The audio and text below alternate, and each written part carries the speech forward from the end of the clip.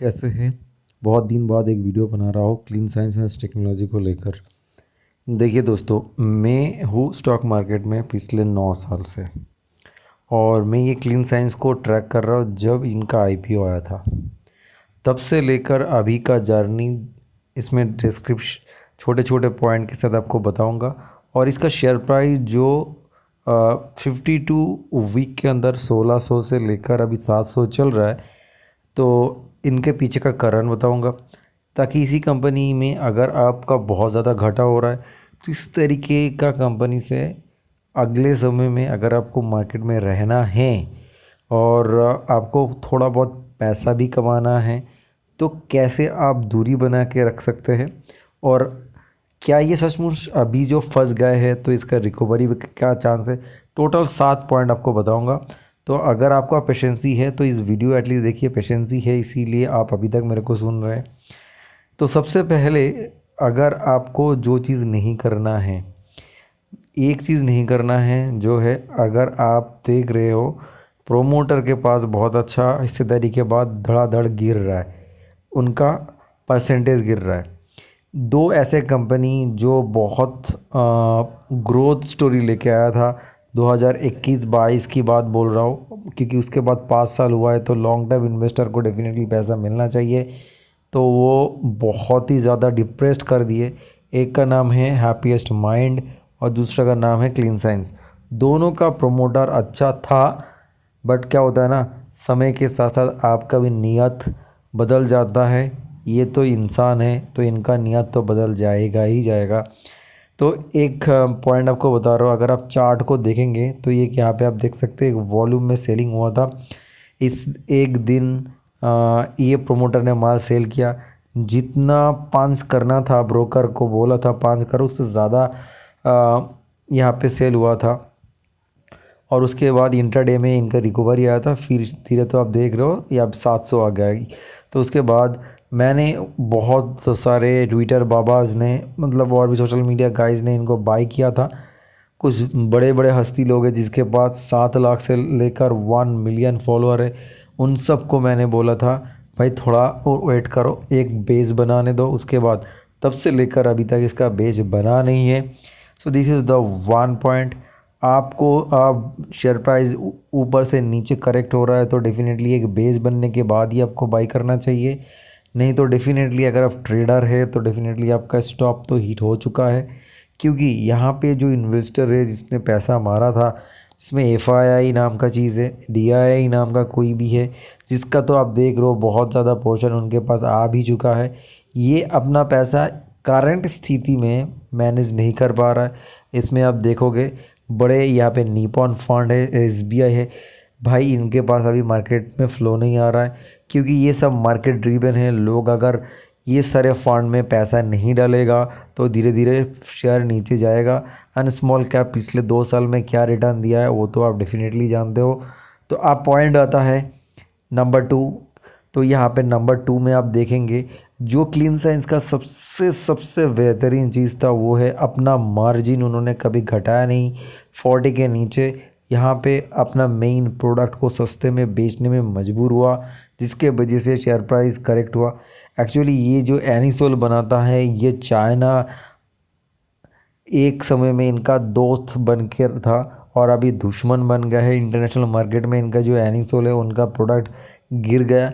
अब शंका है अगले कुछ क्वार्टर में ये मार्जिन और गिर सकता है। अब फिर यहाँ पे जो प्रोमोटर है जो चीटिंग करता है, जो आईपीओ में जो लोगों को फुद्दू बनाया था, अगर आप देखेंगे पूरा 5 ईयर्स का, जब आप देखेंगे 10 ईयर्स का, शायद इनके पास जो डाटा है कि नहीं, जिस प्राइस में आईपीओ आया था ऑलमोस्ट 890 था, तो कई शेयर वो उस लेवल को टच करके फिर से ऊपर जाता है, बट इनका अभी तक रिकवरी का बिल्कुल भी मोड नहीं है। फिर प्रोमोटर और कोई फंड ने इनको पाम करके 26 से 2700 के भाव में लेके गए थे। This is totally unfair. आपका बैलेंस शीट क्लियर है, आप अपना साइंटिस्ट हायर कर रहे हो, आपका कैश फ्लो अच्छा है, आप फ्यूचरिस्टिक बात कर रहे हो, बट फ्यूचर का बात तो तभी हम सुनेंगे ना जब का आपका मल्टीपल जो मार्केट दे रहा है वो एक कंफर्ट जोन में है। एक समय में अगर आप इनका देखेंगे चार्ट में जाके, ट्रेडिंग व्यू में जाके आप देख सकते हो, पी मल्टीपल्स अगर आप देखोगे ये कोई सस्टेनेबल मल्टीपल नहीं था 130 के पास। समझ रहे हो, ये उसी वक्त था जहाँ पे सारे केमिकल, स्पेशलिटी केमिकल का बात हो रहा है। फिर भी कुछ लोग तो इनको प्रमोट किया और होल्ड करके पता नहीं क्या कर रहा है वो। उनसे बात नहीं कर रहा हूँ मैं, आपसे बात कर रहा हूँ क्योंकि प्रॉब्लम आपका है। पिछले कुछ समय से इनका नेट प्रॉफिट कुछ आया नहीं है, इंक्रीमेंट तो हुआ नहीं है। देन आप अब सवाल उठा सकते हो तुमने पढ़ा नहीं है, इनका फिक्स एसेट तो बढ़ गया है। फिक्स एसेट के बाद डेप्रिसिएशन भी बढ़ता है, इन्वेस्टमेंट भी, एवरीथिंग ही है। बट एक चीज़ बांध लो, मार्केट में अगर मनी फ्लो नहीं होगा, सेल्स ग्रोथ जितना होना चाहिए था उतना नहीं होगा, तो मार्केट में शेयर इतना ही करेक्ट होता है जैसे पिछले 3 साल से इनके साथ हो रहा है। बनने वाला था मल्टी बैगर, बन गया मल्टी बेगर। ठीक है ना, तो यहाँ पे वही हुआ। फिर आप ये सारे डाटा देख के क्या करोगे, को तो सारे ड्रिवन होता है। बट एक चीज़ जो कंपनी के हिसाब से इनके पास कैश आता था और प्रोमोटर के पास जितना पोर्शन था उसमें उन्होंने प्लेस नहीं किया था, तो ये दो चीज़ इनके लिए अच्छा था। बट एक पॉइंट क्या है, एक पॉइंट है इसका पेग रेशियो, आप देख सकते हो जो ग्रोथ के रेस्पेक्ट में वो काफ़ी महंगा है, जिसके वजह से ये एक प्रॉब्लम सरदर्द हो गया। अभी का अगर आप चार्ट में जाके देखोगे, सिर्फ पी देखकर मल्टीपल नहीं करना चाहिए। आप यहाँ पे देखोगे ये तो बहुत ही सस्ता चल रहा है, पी तो 30 है, मीडियन भी 50 से आधे भाव में मिल रहा है। भाई 1 मिनट होल्ड करो। फिर भी वही बोल रहा हूँ, चार्ट आपको देखना चाहिए, चार्ट देखकर आपको एक बेस, सॉलिड बेस बनाने के लिए देना चाहिए।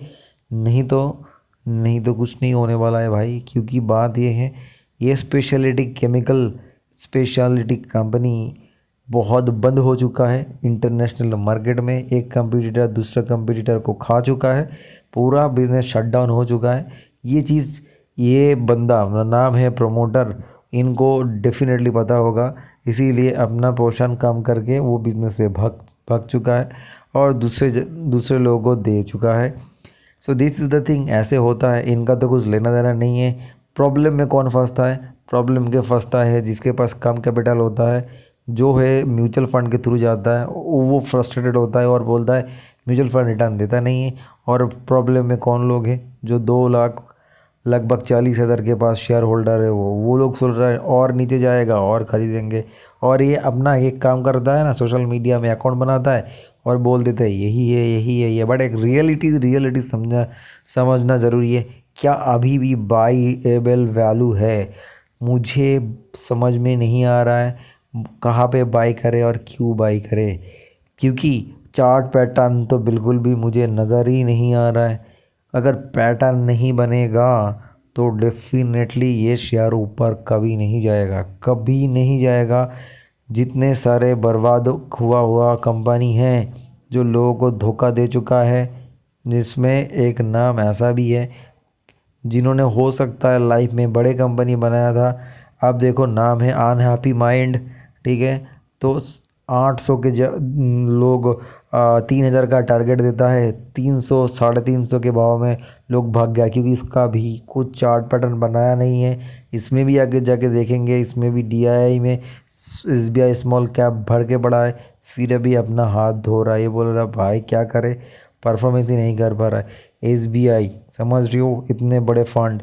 तो दिस इज़ द थिंग, मुझे पर्सनली नहीं लगता है क्लीन सेंस को खरीदना चाहिए एट ए।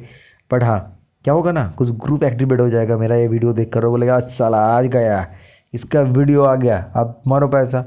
ठीक है, 2-4 दिन स्विंग करेंगे, ठीक है, 50-30% जंप कर देंगे, बस प्रूव कर देंगे। ये होता है। बट एक चीज़ देखो, मैं कोई सेबी रजिस्टर्ड नहीं हूँ। ठीक है, पहले भी मैंने एक कंपनी को लेकर वीडियो बनाया था, काफ़ी डिटेल्स एनालाइज करने के बाद वो नंबर ऑफ़ शेयर को पढ़ता है, फिर कुछ ग्रुप के साथ एक्टिवेट होता है, मार्जिन मनी लेता है और फिर पाम करता है। नाम है फेयर कम। ये 1200 के भाव जब था तब से मैं बोल रहा हूँ, इसमें तो शायद क्या कहते हैं प्रमोटर ने परचेज भी किया था, फिर भी उसके नीचे चल रहा है। कहानी वही है, जब तक अपना आएगा नहीं ना तब तक मज़ा नहीं आएगा। सबका जीस्ट मैंने आपको बोल दिया, बाकी आप जानो।